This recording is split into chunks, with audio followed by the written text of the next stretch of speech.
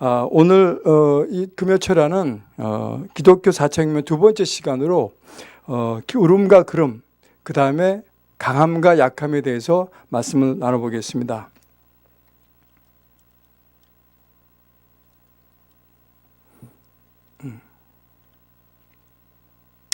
자, 4차 혁명의 특징이 뭘까요? 이것은 초연결된 세상이 온다는 것입니다. 초연결된 세상이라는 게 결국 뭘까요?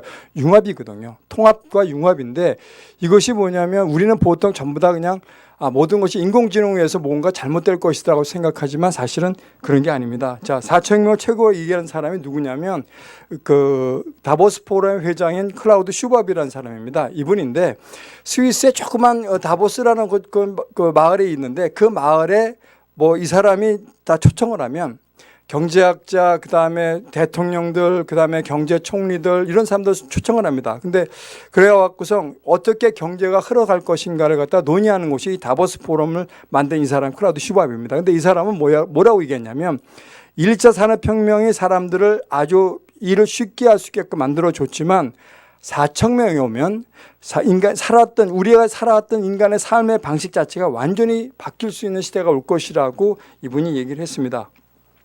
자, 우리가 보면, 자, 우리가 20세기에는 뭐냐면 우리 20세기를 주름 잡았던 그런 기업들, 우리 시가총액 10위권에 있는 사람들이 보면 거의 제조국가들입니다. 제조국가라는 것은 뭐냐면 공장을 갖고 무엇을 만들어서 생활했던 그 기업들이 전부 다 이런 기업들인데 거의 주도된 기업이 어디냐면 일본 기업들이 거기다가 많습니다.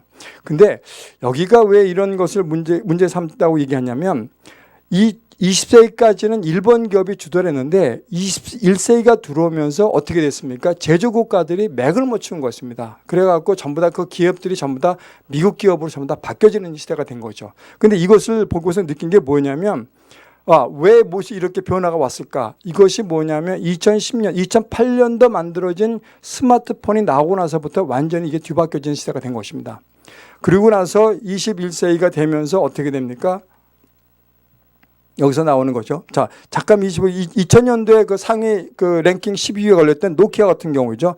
노키아 같은 경우도 뭐냐면 2013년도에 마이크로소프트사에 팔렸습니다. 또 마이크로소프트사에서 이거 별 볼일 없다 그래갖고 박스콘에다 갖다 팔아버렸는데 여기도 마찬가지 10위권에 있는 두세 개 회사 자체가 전부 다 도산해버리든가 아니면 남의 회사에 팔렸던 거죠. 그 대표적인 게 써니라는 회사입니다. 이 써니라는 회사는 미라클이라는 회사에다 팔렸는데 이렇게 된 이유가 결국은 뭐냐면 21세기에 들어오면서 우리가 소비자에 대한 대응 전략이 잘못됐다. 그래서 전부 다 바뀌어진 겁니다. 자, 2010년도에 들어보면 대표적인 기업들이 보면 구글이라는 회사입니다. 이 구글이라는 회사는 아무것도 파는 게 없습니다. 결국 뭐만 파냐면 광고만 파는 겁니다. 여러분이 생각했던 야후라는 회사 있었죠. 이 회사가 나오기 전에 야후라는 것은 20세기에 주름 잡았던 회사인데 그 회사가 도산한 이유가 뭐냐면 광고 갖고 유지하다가 팔리지가 않은 겁니다. 근데 이 나머지 구글이라는 회사는 뭐냐면 스마트폰을 기반으로 해서 만들었기 때문에 가능했던 겁니다. 그러니까 스마트폰, 우리가 가장 기존에 했던 스마트폰이 아닌 회사들, 나우 같은 경우는 망했지만 구글이라는 회사는 스마트폰을 기반으로 해서 광고를 했기 때문에 이 회사는 살아남은 겁니다. 또 대표적인 게 뭐냐면 삼성입니다. 삼성이라는 회사가 2010년도에 랭킹 6, 7위가 올라갔다는 것은 대단한 건데 그게 어디서 나왔냐면 반도체도 거기가 기반이 됐겠지만 스마트폰을 생산하면서부터 시작된 겁니다. 근데 아까 얘기했던 노키아 같은 경우에는 뭐가 문제가 생겼었냐면 그 큰 컨설팅 회사에다가 물어봤는데 너희 회사가 이 스마트폰을 스마트폰에서 아이폰을 만든 거 보고 나서 저게 뭡니까? 물어보고 나서 검토를 해보니까 그 컨설팅 회사에서 저거 별 볼이었습니다. 저거 장난감이라고 얘기해갖고 그걸 포기했습니다. 그래갖고 그냥 기존에 있는 휴대폰 시장을 그냥 끌고 가다가 결국은 3년 만에 도산해버리고 말았습니다. 그러니까 결국은 뭐가 됐냐면 이 노키아하고 삼성하고 뒤바뀐 이유 중에 하나가 뭐냐면 삼성은 뭘 선택했습니까? 결국은 스마트폰이라는 것을 선택했고 구글의 안드로이드를 갖다가 그런 그 OS를 탑재시켜 갖고 모든 것을 판매시켜 갖고 된 겁니다. 여기 2010년대에 나오는 그 애플은 애플만 갖고 있는 그 OS가 있는데 그 OS보다도 이 구글이 갖고 있는 회사가 거의 80~90% 정도 많은 시장 점유율을 갖고 있다는 얘기입니다. 그 다음에 나온 아마존이라는 회사도 마찬가지 뭐냐면 거대한 사막에 거기 있는 것은 전부 다 사람들 없지만 전부 다 무인 기계로 해서 무인 로봇으로 인해서 모든 것 시스템이 되어 있는데 책을 갖다가 주문하면 그 책으로 인해서 드론으로 해서 운송까지 시키는 그 당일 배송까지 하는 그런 시스템을 만들어 놓은 게 아마존입니다. 그러고 난 다음에 뭐냐면 아마존 얘기가 뭐냐면 내가 이 책을 사면 이 사람이 쭉 책 패턴을 보니까 이런 책도 좋아할 것이다 그래서 그 사람이 추천을 들어가는 겁니다. 그러니까 어떤 식이냐면 기업하는 것처럼 자기가 이거 주문하고 나면 이것도 볼만한데 라고 주문할 수 있게끔 그런 식으로 만들어 놓은 겁니다. 그래서 과상으로 이 사람이 이런 책을 주문할 것이라고 생각하면 그 근처에다가 배송까지 시켜놓은 겁니다. 그래서 딱 주문하면 곧바로 배송될 수 있게끔 그런 시스템을 만들어 놓은 게 아마존입니다. 그 다음에 중국의 이동통신사 페이스북. 여러분 페이스북은 뭐 워낙 유명하기 때문에 뭐 말을 안 해도 되겠죠. 작 주크버거 같은 경우에는 나이가 34살입니다. 34살인데도 어느 정도냐면 이 기업 가치가 어마어마한 거죠. 결국 575조 정도 되는 기업 가치를 갖고 있다는 것은 우리나라도 마찬가지죠. 우리나라가 뭐냐면 갖고 있었던 그런 것들이 우리는 결국은 하지는 못하고 우리 판매하지 뭐 광고도 못하고 그냥 사그라들어 버린 것밖에 없죠. 결국 뭐냐면 우리가 어떻게 운영할 것이냐, 우리가 무엇을 운영할 것이냐에 따라서 틀린데 그것은 뭐냐면 스마트폰입니다. 모든 것 기반이 스마트폰을 이용하는 데서는 전부 다 성공했다는 얘기죠. 여기 아리바바도 마찬가지입니다. 아리바바도 뭐냐면 중국의 그 많은 7억 명이라는 그런 인구를 대상으로 해서 만든 것입니다. 그게 뭐냐면 우리가 얘기했던 인터넷 쇼핑몰이거든요. 그 쇼핑몰이 요번에도 그 광고 나오지만 뭐 7조, 8조씩 막 이렇게 높게 뜨는 것들, 하루 매출이고 1조씩 올라가는 그런 매출을 갖고 있는 아리바바가 있고, 텐센트 같은 경우는 뭐냐면 게임 시장입니다. 게임 시장. 그러니까 중국의 7억 명이라는 사람들의 그 대상으로 게임을 팔아갖고 결국은 이렇게 세계 랭킹 10위까지 올라갔던 기업들입니다. 결국은 여러분들이 보면 뭐냐면 전부 다 스마트폰을 기반으로 해서 만든 그런 회사들이랍니다. 그건 뭐냐? 여기가 나왔던 구글이나 마이크로소프트 같은 경우는 결국은 뭡니다. 전부 다 빅데이터를 수거하고 포털 사이트로 인해서 그 사람들이 클라우드로 운영하면서 그 사람들이 어떤 성향을 갖고 있고 어떤 것 때문에 어떤 식으로 대처하면 되겠다는 모든 걸 기본을 갖고 있던 것이 이런 겁니다. 자, 여기서 나온 사람이 이 마윈 회장이죠. 이 사람이 아까 얘기했던 그 중국 최대의 인터넷 쇼핑몰을 갖고 있는 사람이죠. 그 다음에 나오는 게 텐센트도 마찬가지 게임 회사고요. 자, 여기 테슬라라는 사람이 우리가 보면 아이언맨의 그 모델인데 이 사람은 차를 팔아보는 게 여태까지 한 11만 대밖에 차 팔아보지 못했습니다. 근데 뭐냐면 뭐 6만 불짜리를 갖다 한 11만 대밖에 팔지 못했는데 왜 이 사람이 66조 우리 삼성보다도 높게, 벤츠보다도 높게 나타나는 이유가 뭐냐면 이 사람은 빅데이터를 갖고 있는 겁니다.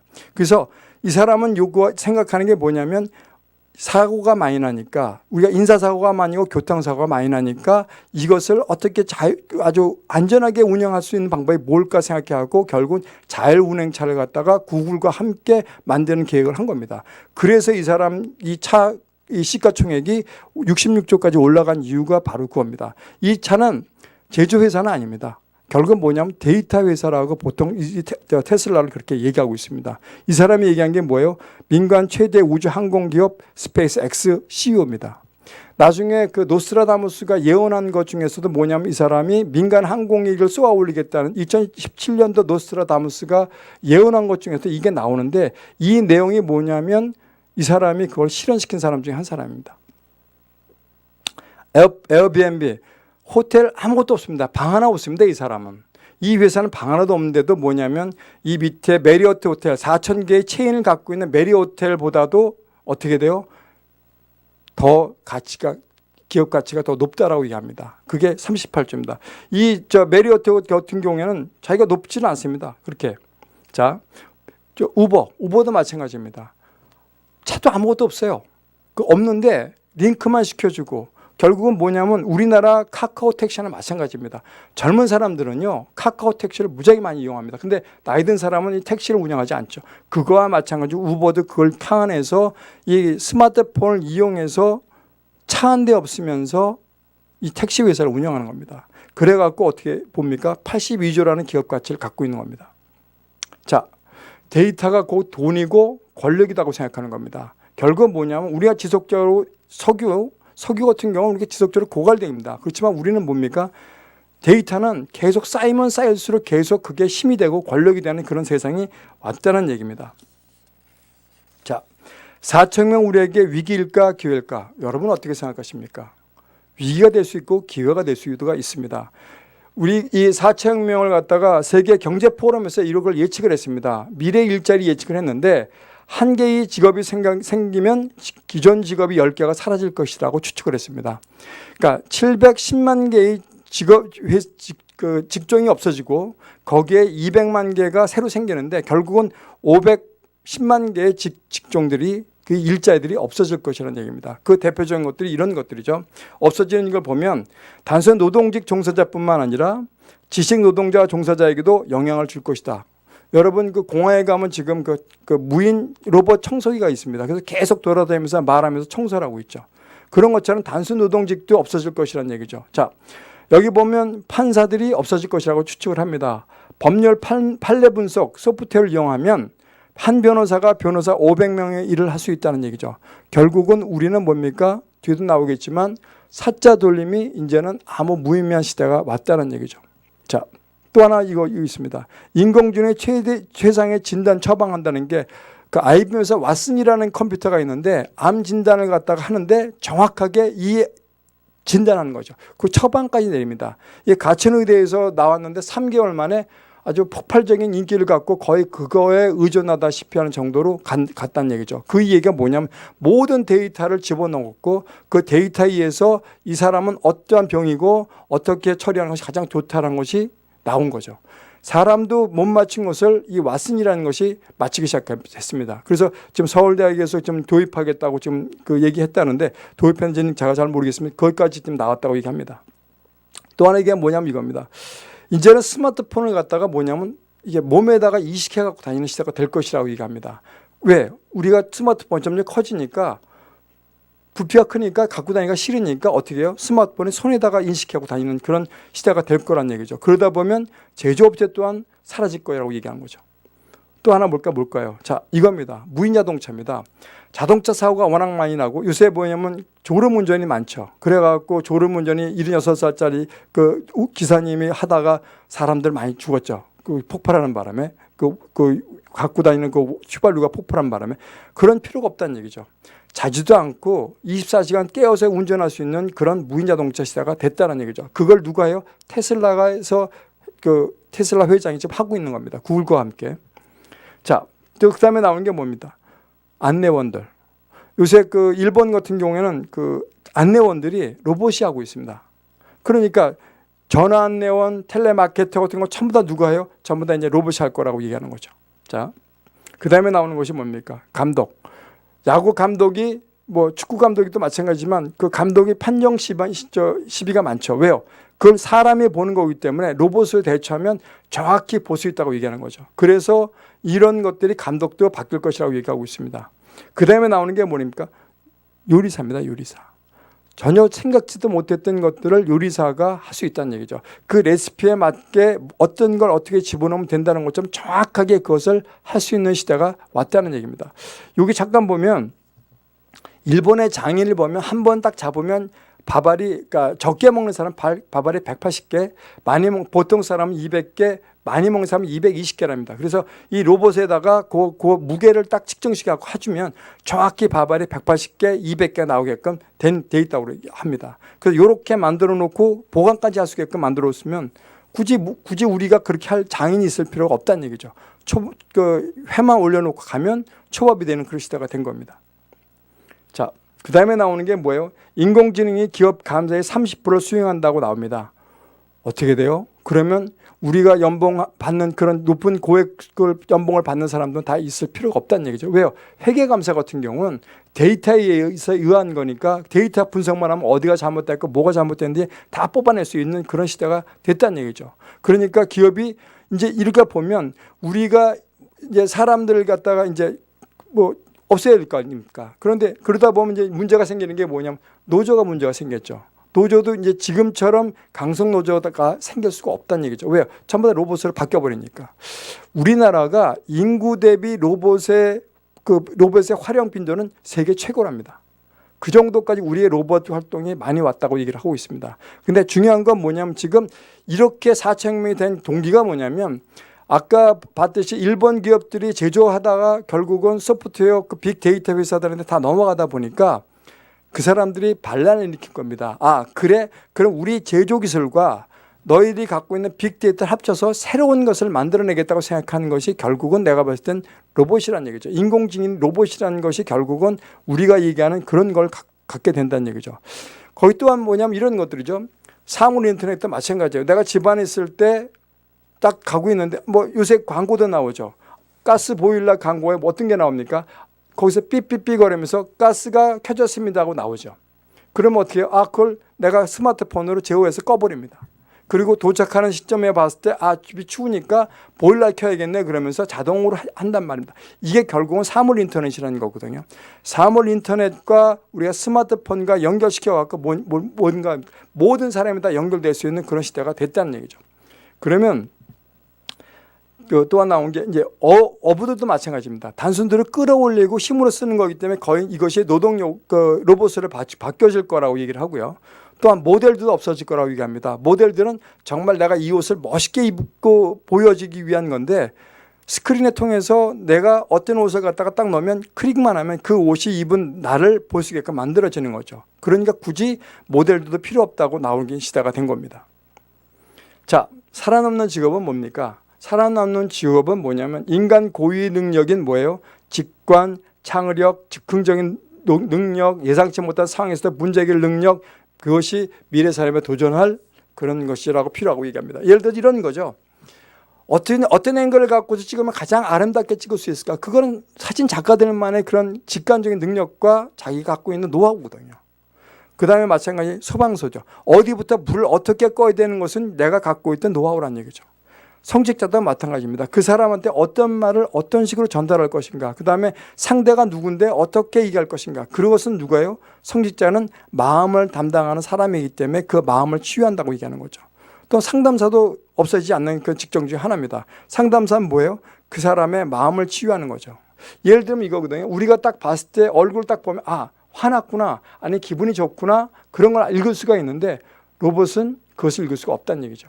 예를 들어서 할머니가 예를 들어서 이런 거죠. 요양병원에 갔는데 할머니가 딱 이 얼굴을 봤는데 로봇이 보니까 그 할머니가 표정이 잘 몰라요. 그러면 그 사람은 가만 놔둔다는 얘기죠. 근데 사람이 봤을 땐 뭐예요? 요양보호사가 봤을 때 아, 저분이 지금 무슨 용변을 보고 싶어서 하는구나. 그런 걸 느낄 수 있는 것 자체가 결국 사람만 할 수 있다는 얘기죠. 그래서 그 얘기가 바로 그런 얘기인데, 자, 볼까요?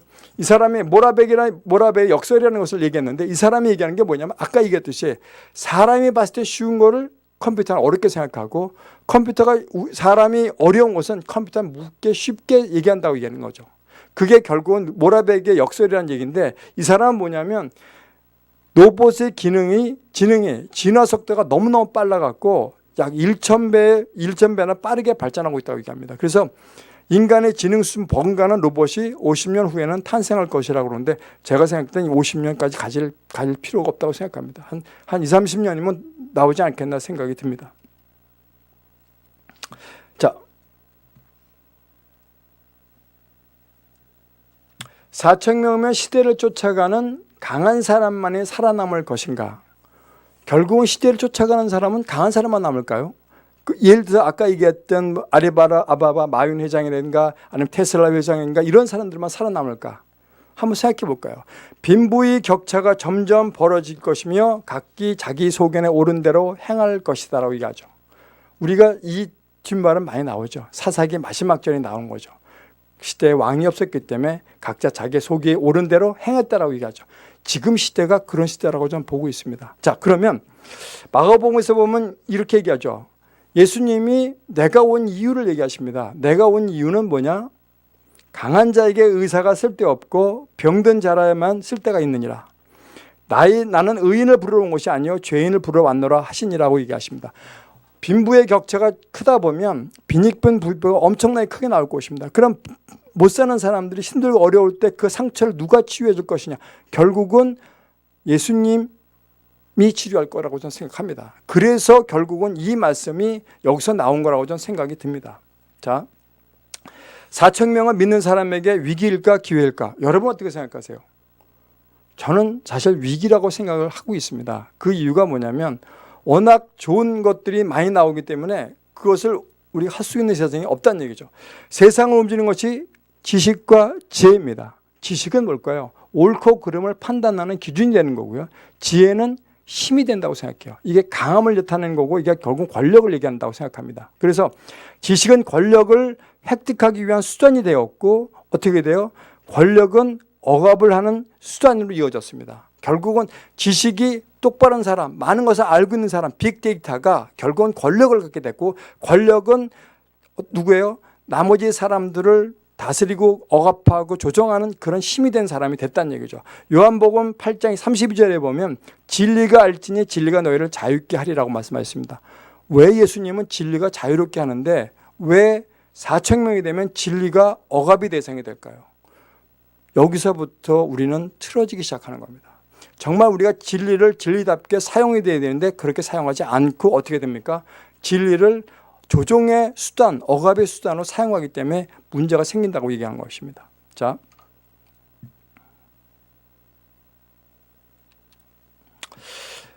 알파고하고 싸웠죠. 이세돌 구단이. 결국은 이세돌 구단이 한 번 이기고 다 졌지만 결국 컷에는 다 졌습니다. 근데 무슨 얘기냐? 알파고는 하루에 어떻게 해요? 하루에 100만 번의 대국도 가능하다고 얘기합니다. 그러면 100만 번의 대국 가능한 사람이 어떻게 우리가 이길 수 있습니까? 자, 알파고를 만든 하사비스가 이런 얘기를 했죠. 알파고가 무슨 사고를 칠지 모른다. 조심해라. 우리가 찍으면 그 분야는 초토화된다고 얘기합니다. 결국은 바둑계는 초토화됐습니다. 결국은 누가 강자입니까? 알파고가 강자입니다. 근데 알파고가 어떻게 됐어요? 알파고를 이긴 이세돌을 이긴 알파고 제로라는 그런 그 인공지능 데이터가 인공지능이 36시간 만에 알파고를 이겼습니다. 그 알파고 제로에 대한 아무것도 준 게 없어요. 룰만 얘기해 줬어요. 바둑의 룰만 줬는데도 어떻게 돼요? 알파고 제로가 알파고를 36시간 만에 이겼다는 얘기죠. 그건 뭐예요? 기계가 어떻게 돼요? 점점 기계는 진화하고 있다는 얘기죠.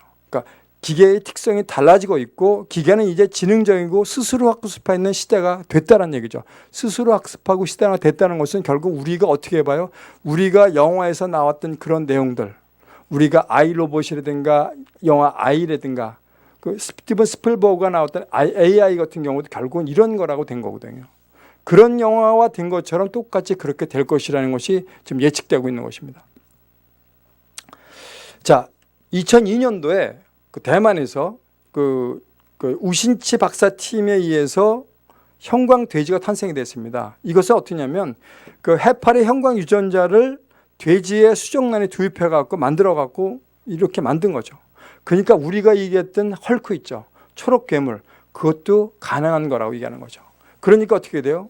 형광돼지가 있다는 것은 결국은 형광 헐크도 만들 수 있는 것이라고 된 겁니다. 자, 그 다음에 나온 게 뭐입니까? 자, 2006년도에 타임지에서 과학이 신의 영역을 침범할 수 있나라고 제목을 타이틀로 해서 나왔습니다. 결국은 타임지에 나왔다는 것은 신의 영역을 우리 인간이 침범하고 있다는 사실을 확인을 시켜준 거나 마찬가지입니다. 자, 그 다음에 이겁니다. 몸짱소가 등장했습니다. 웃기죠? 미오스타틴이라는 그 형성 유전자를 제거해버리면 소가 근육질 소가 된다는 얘기죠. 그러니까 우리가 굳이 그 헬스클럽 가갖고 계속 할 필요 없고요. 요거 하나만 딱 제거하면 몸짱이 되는 겁니다. 그러니까 얼마나 좋은 시대가 된 거예요. 자, 이런 시대가 됐다는 얘기죠. 자, 그 다음에 나온 게 뭐냐면 염소와 거미를 합해진다면 어떨 것이냐. 듀뽕사에서 이 방탄복을 만들어갖고 아주 녹아났습니다. 이건 대박이 터진 거죠. 그러다 보니까 이 캐나다 네시아 바이오 테크놀로지라는 회사에서 그 선임 연구원이 이렇게 얘기한 거예요. 야, 우리도 좀 방탄복을 한번 만들어보자. 근데 거미를 갖고 한번 만들면 어떻겠냐라고 얘기를 한 겁니다. 그래갖고 어떻게 했냐면 염소의 우유에다가 염소에다가 수정내다가 그 거미 그 유전자를 집어넣어갖고 그 염소가 그 우유를 생산하면 그 안에 그 거미줄이 나왔다고 그럽니다. 그래서 그 거미줄로 가서 만들어 놓으니까 방탄복을 만들 수가 있었는데 그 비용이 워낙 많이 고가가 들어갔고 그것을 뭐 중전했다고 얘기하는데 그렇게 이제는 가능한 시대가 됐다는 얘기죠. 자. 또한 마찬가지입니다. 2013년에 영국의 산부모 체외 수정 허용이 통과가 됐습니다. 이제는 뭐예요? 누가 부모인지 모르는 시대가 된 거죠. 내가 조금 잘못되어 있으면 다른 사람의 핵을 빌려서 건강한 미토콘드리아를 합성시켜서 새로운 사람을 만들어낼 수 있는 그런 시대가 됐다는 얘기죠. 근데 이제 이거는 결과는 표면적인 거라고 볼 수 있고요. 더 나온 것은 다르다는 얘기죠. 자, 안젤리나 졸리는 유방 제거 수술했습니다. 그게 뭐냐면 타임즈에 나왔는데 자기 부모가 유방암에 걸려갖고 다 죽었기 때문에 자기도 걸릴 확률이 87%라고 나왔다는 얘기죠. 그래서 유방을 제거했습니다. 근데 내가 이 유전자가 이것을 갖다 알 수 있는 것들, 내가 이런 유방암에 걸릴 수 있는 확률이 있는지를 갖다 알 수 있는데 1조 원이 들었다고 합니다. 그래서 자기는 이런 것을 알기 때문에 자기는 할 수 있었다고 얘기하는데 3년이 지난 후에 지금은 어떠냐면 200불에서 1000불이면 그거를 알 수 있는 시대가 됐다고 합니다. 그리고 한 200불 정도 주면 스마트폰에서 알 수 있는 시대가 지금 왔다고 얘기합니다. 그럼 여러분 어떻게 하실래요?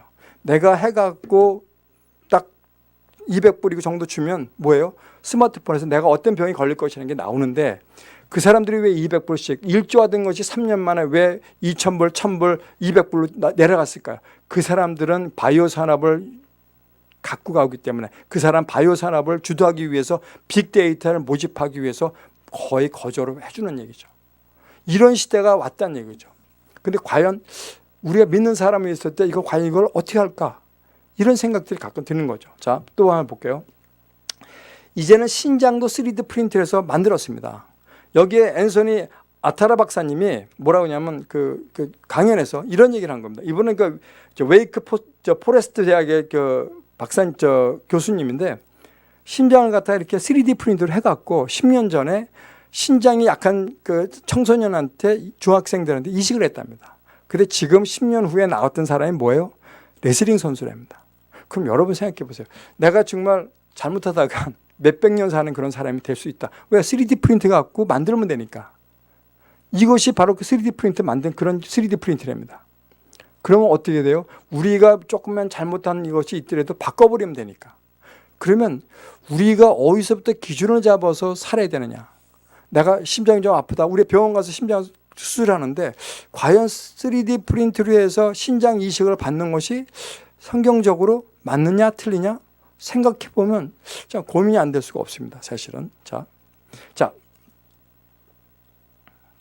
여러분 성경을 글자 그대로 믿습니까?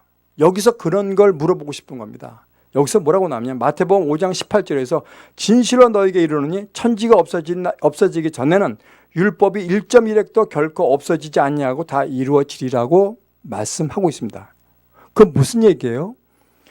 내가 이 성경대로 모든 것을 다 할 것이라고 예언을 하신 거란 얘기죠.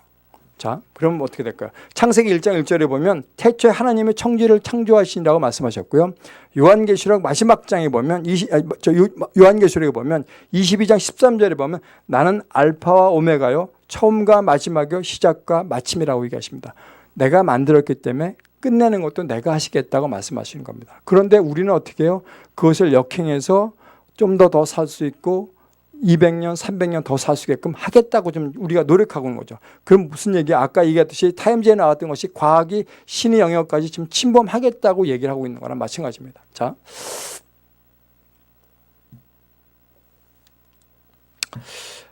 창조 질서를 무너뜨리는 유전자 편집 기술이 생겼습니다. 그것은 뭐예요? 내가 뭔가 잘못된 어떤 그런 부분이 있으면 그 부분만 잘라내면 된다라고 얘기합니다. 그게 편집 기술이고요. 그 다음에 거기까지 보내주는 그런 것이 있다고 합니다. 그 두 개가 합성이 되면 이것이 내가 뭐가 잘못됐으면 그것을 끊어내고 없애버리고 아까 얘기했듯이 네 병이 뭐가 있을 것이라고 얘기하면 그 유전자의 잘못된 부분만 잘라내면 될 수 있는 시대가 됐다는 얘기죠. 그게 결국은 뭐예요? 유전자 편집 기술이 지금 돌아가고 있다는 얘기죠. 자, 그 다음에 뭐예요? 이제 인공자궁 시대라는 얘기죠. 난 10달 동안 힘들어서 뱃속에 못 넣고 다녀. 왜요? 임신하면 회사를 그만둬야 되니까. 그러니까 어떻게 할 겁니까? 워킹우먼들 어떻게 할까요? 인공자궁에 집어넣고 어떻게 해요? 10달 동안 그냥 편하게 있다가 걔 나오면 그냥 하면 되는 그런 식이 될 수도 있다는 얘기죠. 거기에 경고하시는 말씀이 뭐라고 나오면 이게 나옵니다. 자, 또 하나 이거죠. 영원히 늙지 않는 길이 열렸다. 텔로미어라는 그런 것이 있는데 이 뒤에 보면 이 빨갛게 되는 부분들 있죠. 이런 부분들이 요 맨 밑에 보면 요 빨간 부분이 없어졌죠. 요 없어지는 요 부분이죠. 요 부분 없어지면 그때부터 늙어진다고 얘기합니다. 그래서 그 늙어지는 부분을 계속 빨간 것을 계속 이어주면 늙지 않는 사람이 된다고 얘기합니다. 그러면 어떻게 돼요? 염색체 말단의 염기소열 부위가 노화와 수명을 연장시키는 결정적인 원인으로 추정돼서 그것만 길게 해주면 우리는 젊음을 그대로 유지할 수 있는 그런 시대가 왔다는 얘기죠.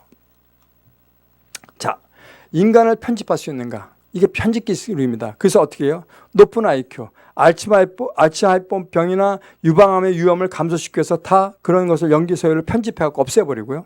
2.0 시력 계속 유지하게 만들고 그 다음에 다리는 스프린터처럼 단거리 주자 그런 사람으로 만들고 귀는 절대 음감처럼 만들어 놓는다는 얘기죠. 그래갖고 그 다음에 남성 탈모 제거 뭐 이렇게 만들어 버리면 완벽한 사람이 나올 수 있다. 이게 뭐냐면 인간 편집 기술이란 얘기죠. 이것이 이렇게 책에 나왔다는 것 자체는 뭐냐면 어떻게 해요?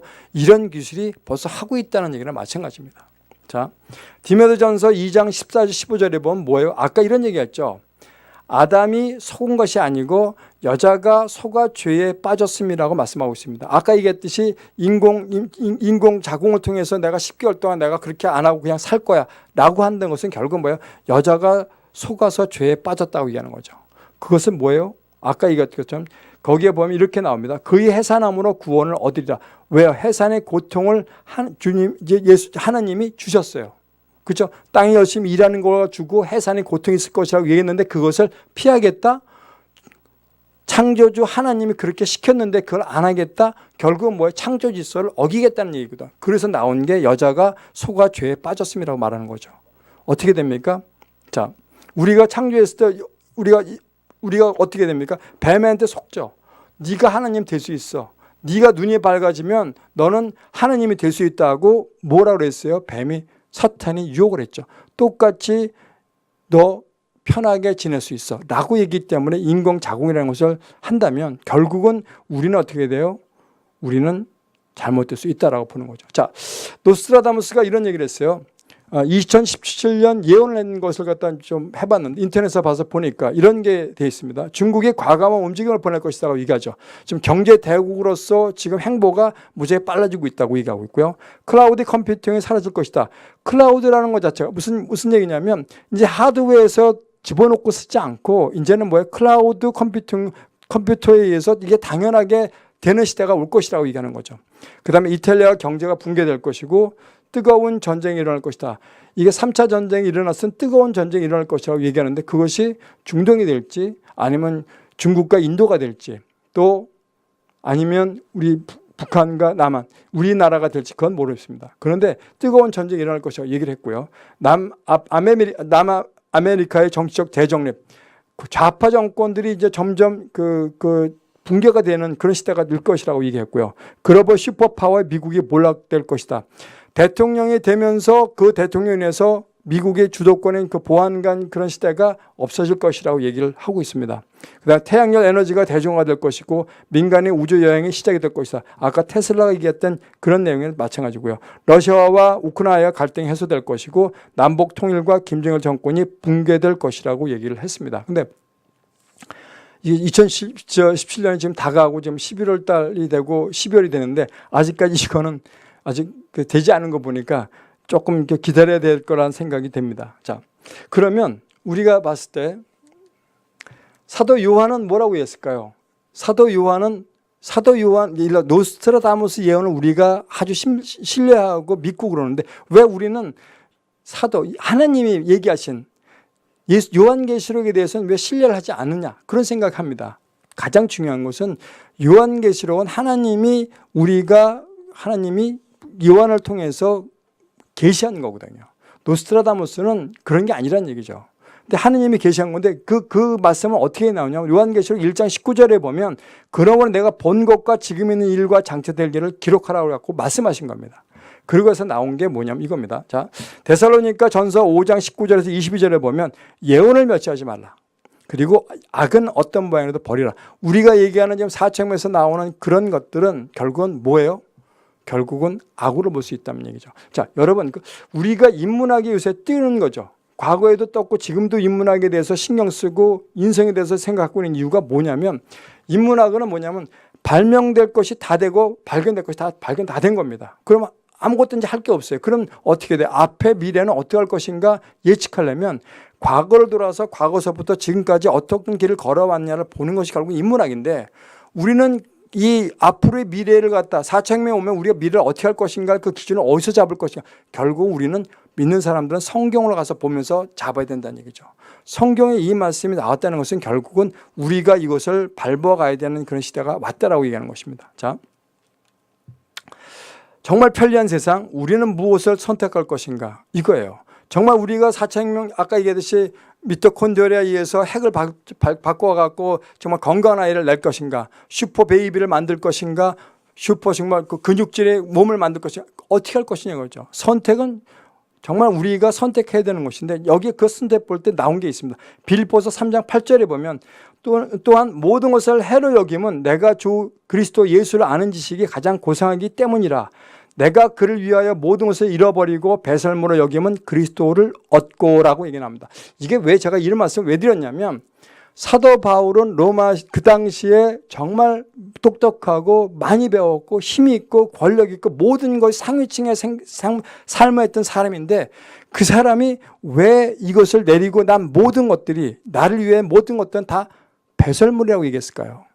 그것은 뭐라면 우리가 생각했던 우리가 얘기했던 이런 것들은 우리가 창조 질서를 어기는 거기 때문에 이것은 아무것도 아니다. 이거는 우리가 해서는 안 되는 거라고 경고하기 위해서 이 말씀을 드린 겁니다.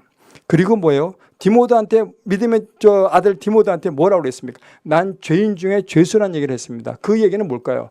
죄인 중에 죄수란 얘기는 뭐냐면 내가 지금 해봐도 나는 정말 하느님한테 죄를 많이 진 사람이라고 얘기하고 고백하고 있습니다. 그것도 마지막 때입니다. 마지막 때 자기가 죄인 중에 죄수라고 얘기한 것은 뭐냐면 자기가 죄를 많이 졌다는 것을 갖고 있는 거죠. 우리가 강함이라는 것을 갖고 있는 것도 마찬가지입니다. 우리는 강함이라는 걸 갖고서 제가 목사직을 갖고 있지만 내가 목사직이라는 것을 갖고서 어떤 거랍니까? 강함을 갖고 누구를 조종하려고 그러고 얘기하려고 하는 것이 많죠. 이것이 결국 강함은 결국 우리를 해치게 하는 바로 기점이 될 수 있다고 보는 거죠. 그럼 어떻게 돼요? 우리가 얘기한 것이 우리가 갖고 있는 모든 것은 배설물 여기고 난 죄인 중에 죄수라고 회개하고 우리가 하면서 우리가 바꿔줄 수 있는 그런 시대가 저는 왔다고 좀 생각하고 있습니다. 자, 고린도전서 1장 19절 22절을 보면 유대인은 표적을 구하고 헬레인은 지혜를 찾으나 자, 표적이라는 게 뭡니까? 그것은 기적입니다. 기적. 그죠? 그 다음에 지혜는 뭡니까? 권력입니다. 기적이고 지혜는 뭐예요? 옳고 그름을 판단하는 기준을 보는 거죠. 그럼 뭐예요? 나는 강함과 뭐예요? 옳고 그름을 찾으나 우리는 십자가에 못 박힌 못 박힌 그리스도를 전하니 유대인에게는 꺼리는 것이요 이방인을 미련한 것이로되라고 얘기합니다. 뭐예요? 표적과 지혜는 우리한테는 뭐예요? 예수님밖에 우리는 없다라고 얘기하는 겁니다. 그리고 뭐라고 그래요? 오직 불신을 받은 자들에게 유대인이나 헬라인이나 그리스도의 하나님의 능력이요 하나님의 지혜니라고 얘기하고 있습니다. 결국은 뭐예요? 우리가 갖고 있는 사책에서 나왔던 그렇게 좋고 유전자 편집 기술 아주 슈퍼 베이비 그런 거가 문제가 아니고 우리는 그리스도 하나님의 능력을 쫓아서 가는 것이 우리가 갖고 있는 하나님의 지혜라고 얘기하는 것입니다. 그것이 뭐예요? 우리가 갖고 있는 하나님의 힘이고 강함이고 오름이라는 얘기죠. 자, 말씀을 정리하겠습니다. 제가 이 사차혁명을 보면서 결론을 내린 것은 결국은 우리가 과거가 우리가 어떻게 될 것인가 두려워하기 이전에 우리는 성경에 있는 모든 것이 성경에 나와 있다는 것을 우리는 깨달아야 된다고 생각합니다. 그래서 성경이 우리가 기본을 보는 사도 바울이 정말 그 삶의 그 시대에 가장 정말 그 상위 1%에 속해 있던 그 사람이 해왔던 모든 것이 결국은 자기가 모든 결론을 내는 것은 내가 갖고 있는 모든 것은 나를 위한 모든 것은 배설물이라고 얘기한 것처럼 우리가 갖고 있는 힘과 권력과 모든 것은 그것이 내가 생각하는 것이 아니라 모든 기준은 하나님에 의해서 하나님의 말씀에 의해서 이루어진다는 것을 깨닫는 시간이 되었으면 좋겠습니다. 자, 기도하겠습니다.